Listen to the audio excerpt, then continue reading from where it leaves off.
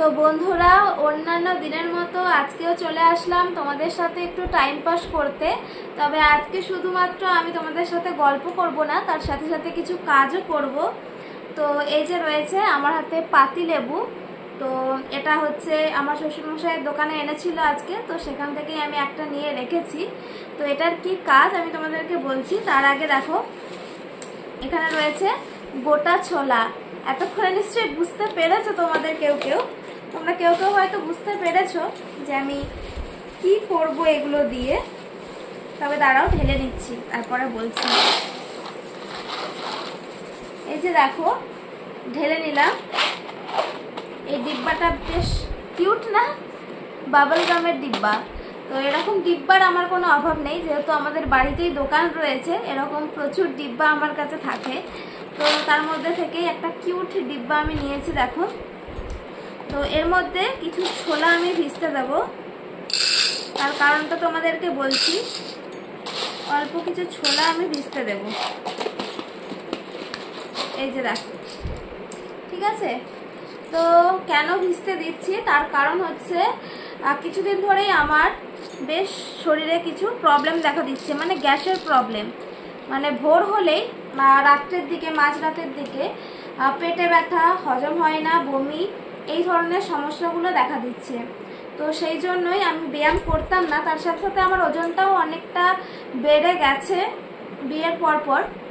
মানে এখন আমার ওয়েট মোটামুটি ওই 63 কেজি এরকম, ঠিক আছে। তো ওয়েট কমানোর উদ্দেশ্যেই আর ওই যে গ্যাসের সমস্যা হচ্ছে, সেই জন্যই আমি কিছুদিন ধরে এক্সারসাইজ করছি আর তার সাথে সাথে ব্যায়াম করছি। তো তার সাথে মনে হলো যে এই ছোলা ভিজা খেলে হয়তো সকালবেলায় ব্যায়াম করার পর এই ছোলা ভিজানো খেলে হয়তো ভালো, সেটা আমার মনে হয়েছে। তবে আমি ঠিক জানি না।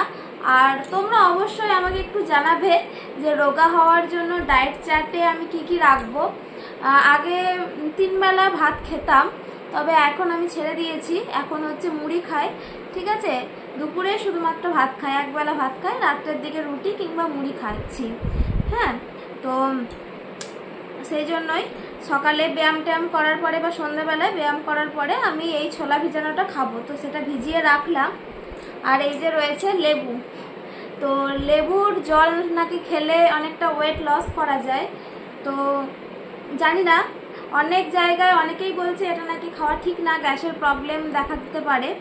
আবার অনেকেই বলছে না, ভালো, ওয়েট লস করা যায়। তো আমি যদিও সঠিক জানি না, তোমরা যদি কেউ জেনে থাকো অবশ্যই কমেন্ট করে জানাবে যে এটা খাওয়া ভালো না এটা খাওয়া খারাপ, ঠিক আছে। তো সেই হচ্ছে আমার সমস্যা। শরীরটা আমার প্রায় দিনই ওই পেটে ব্যথা, বমি এইরকমই হতে থাকে। সেই জন্য ভাবলাম না, ব্যায়ামটা একটু করা দরকার, যেহেতু আমার ওয়েটটাও প্রচুর পরিমাণে বেড়ে গেছে। তো নিজেকে তো একটু ঠিক রাখতেই হবে সমস্ত কাজের ফাঁকে। তো সেই উদ্দেশ্যে আমি লেগে পড়লাম। 2-3 দিন হলো, অবশ্য বেশি দিন হয়নি। তো প্রথম খুব কষ্ট হচ্ছিল ব্যায়াম করার পরে, বমি পাচ্ছিল। তো আস্তে আস্তে আশা করি এটা ঠিক হয়ে যাবে। আমি ঠিক জানি না। আর তোমরা যদি কেউ জেনে থাকো যে রোগা হওয়ার জন্য কি কি ডায়েট আমি ফলো করব, তাহলে অবশ্যই কিন্তু আমাকে কমেন্ট করে জানাবে, ঠিক আছে। তো এই ছিল আজকের ভিডিও। তো আজকে অবশ্য বাইরের ওয়েদারটা অনেক সুন্দর আছে, বৃষ্টি, যদিও বেশি বৃষ্টি হয়নি, কিন্তু মেঘলা মেঘলা ওয়েদার করে আছে। আর গতকালকে প্রচণ্ড পরিমাণে গরম ছিল এবং তার আগেও প্রচণ্ড পরিমাণে গরম ছিল, মানে থাকা যাচ্ছিল না। যাই হোক, আজকে কিন্তু ওয়েদারটা অনেক সুন্দর আছে। তো আজকের মতো এই পর্যন্তই। চলো, তোমাদের সাথে দেখা হবে নেক্সট ভিডিওতে। ততক্ষণ পর্যন্ত টাটা।